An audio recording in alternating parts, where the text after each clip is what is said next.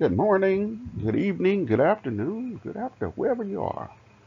Welcome to the Angry Onion, where we speak on news and views that just stinks on most occasions. This is week 14, 12/5/21. I am the Angry Onion, better known as A.O.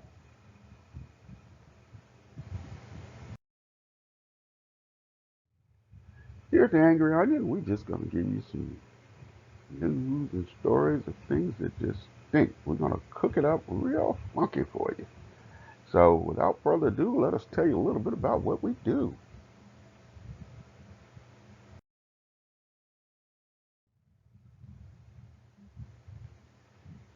Our goal is to give you short, different sides of some of the unique stories from around the world of news, weather, sports, or something just crazy. Most of it will stink, but guess what? I'm an onion and I stink. If you think it stinks, you can definitely talk about it in the comment section by yourself or with others. However, remember, I am an onion and I stink, so whatever I do is bound to stink.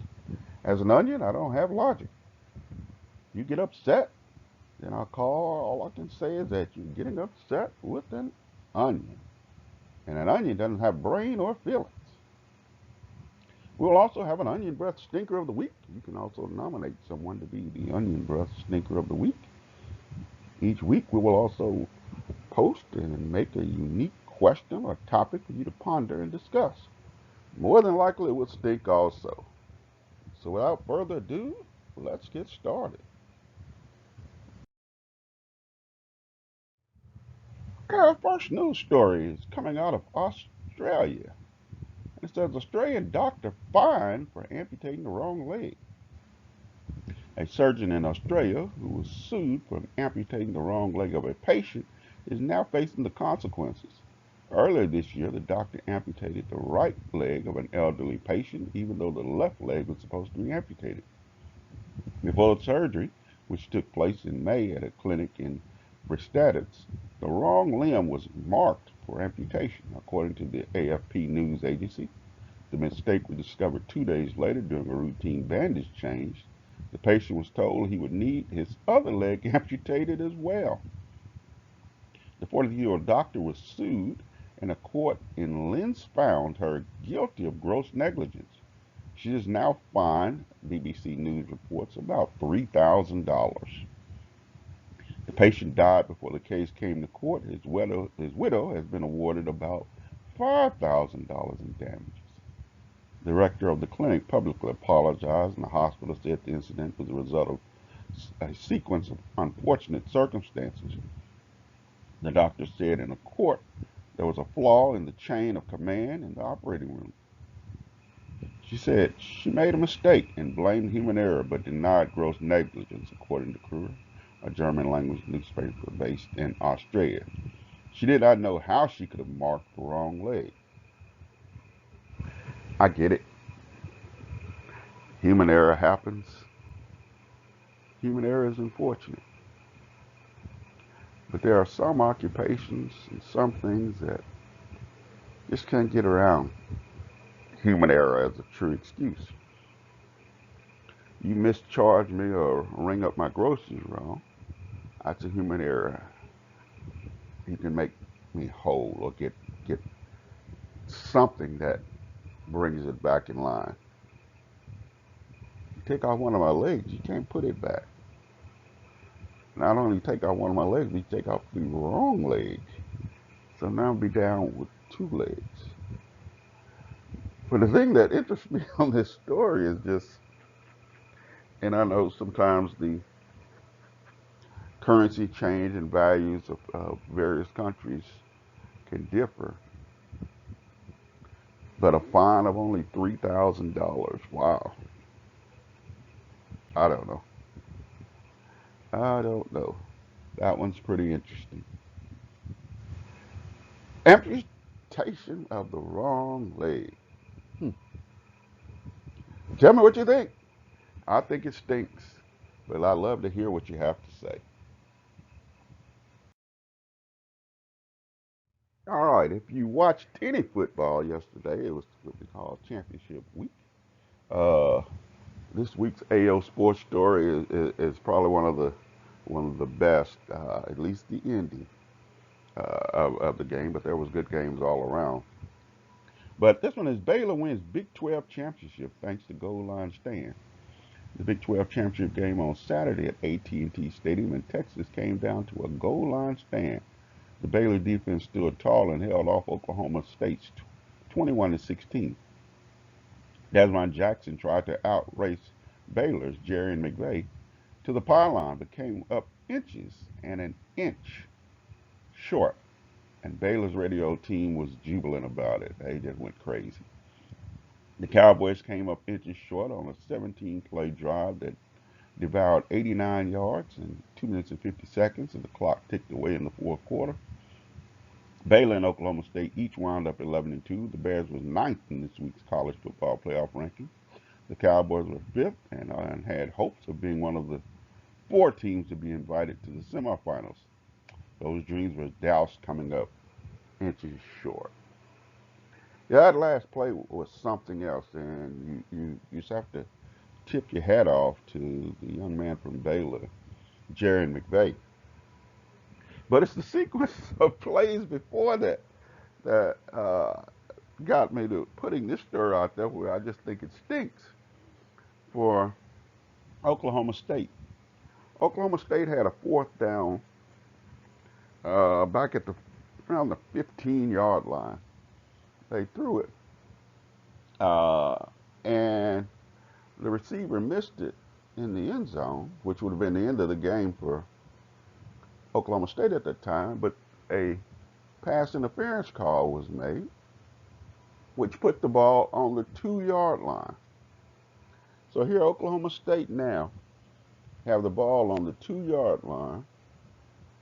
Well, about a minute and 20, a minute and 30 seconds. At the 2-yard line, 4 plays. They gained 1 yard. Well, 1 yard and some inches out of 4 plays. The last play, as dramatic as it was, it's the first 3 plays where when I was looking at that game, I said, boy, they have no rhyme or rhythm of what they're trying to do. But this last play, as you look at the pictures there, just an outstanding and probably the play of the year by the young man from Baylor, Jerry McVeigh. But Oklahoma State, you you blew that one. Uh, Even to go along, you were down inside the 10 before that and fumbled. So it was Baylor's game. Baylor won it, and great job for Baylor. Baylor wins Big 12 championship thanks to the goal line stand. And I'm going to say that goal line series because it was 4 downs at the 2-yard line. Okay, let's get on with some AO weather. Today's weather forecast comes from Stuttgart, Arkansas. Stuttgart is a city and in the county seat of Northern District of Arkansas County in the United States. Is located on U.S. Route 165, approximately 45 miles southeast of Little Rock, and on U.S. Route 79, approximately 110 miles west of Memphis, Tennessee. The duck and rice capital of the world, that's how Stuttgart is known. The town is surrounded by the Arkansas Grand Prairie, where the commercial production of rice was pioneered in 1904 and led to Arkansas' status as the top rice-producing state in the U.S. Rice fields and irrigation reservoirs enticed the annual migration of ducks and geese on the Mississippi Flyway to linger, making the area nationally renowned among waterfowl hunters. The weather this week, we'll see temperatures in the upper 50s in the beginning of the week and mid 60s toward the end of the week. During that time, we'll have lows in the 40s at night. So, thank you to the great town, city of Stuttgart, Arkansas, for bringing the AO weather of the week. All right, it's time for this week's Onion Breath Stinker of the Week. It goes to James and Jennifer Crumley. A judge imposed a combined $1 million bond, or $500,000 each, Saturday for the parents of the Michigan teen charged with killing four students at an Oxford high school hours after police said they were caught hiding in a Detroit commercial building. All right, this is an interesting one. So, uh, one of the reasons they're not an onion breath stinker of the week is it's hard to say that the parents are responsible for what a child may do if you've raised that child the right way. I'm not giving an opinion of whether they raised the child the right way or wrong way. I have seen news stories where it said, well, they bought the gun, they were irresponsible. Okay, I'll let the courts deal with that. I'm not passing judgment uh, on them as parents. Don't know them as parents. I do know kids can go astray. However, the reason you're the onion breath stinker of the week is if you have nothing to hide, why are you hiding? See, news stories had come about that they were looking for you all. Uh, it was told that you would comply and turn yourself in. You disagreed with what they were saying, but for them to have to go searching for you, then to put out a warrant for your arrest, then to find you hiding out in a commercial building, and by the way, the person that helped you hide in that building, news stories have said they're now going to be charged. That makes sense. What are you hiding for? I mean, if you feel you've done nothing wrong, there's nothing to hide. But now, all of a sudden, you got uh, more financial challenges, not only for your son, now for you all, you can get legal counsel. The person that helped you uh, will probably be into some financial challenges. So that's you shouldn't have did that. However, as most do, and you'll have people to support you, right, wrong, or indifferent, you can always set up a GoFundMe account. This week's Onion Breath Stinker of the Week, James and Jennifer Crumley, the Hideaways.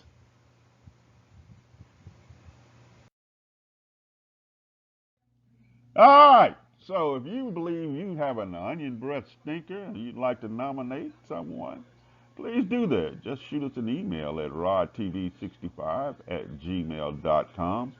Let us know why you're nominating that person, and we'll try to get them there. You don't have to send us a picture. You just let us know that they stink. And guess what? Others may say they stink. Others may say, well, this whole process stinks. But guess what? I'm an onion, and I'm supposed to stink. All right? Okay. Let's move on. Okay, let's get to our stinker question of the week. Do you like coconut milk? If so, why? If not, why not? I may have had some coconut milk once in my life, but once you get used to certain types of milk drinks and all that, something different, all of a sudden you don't acquire that taste. So I just didn't acquire that taste the one time that I did it. But coconut milk, you have to say, is about as natural as it gets. You know, you got coconut, got cows. I don't know. Uh, some people just love it to death. Now I love coconut. That I do. Uh, for some reason, I just couldn't get the acquired taste of the milk. But let me know your thoughts. Do you like coconut milk? If so, why? And if not, why not?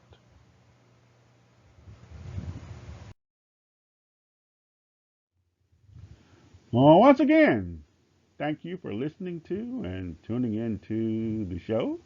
The angry onion. It stinks and it will continue to stink. But remember, I'm an onion. Ayo, I'm the angry onion, and everything that I do stinks.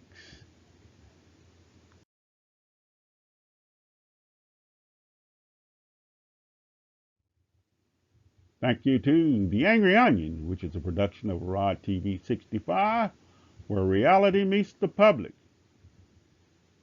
Rod TV 65 is a production of BBB2M Media.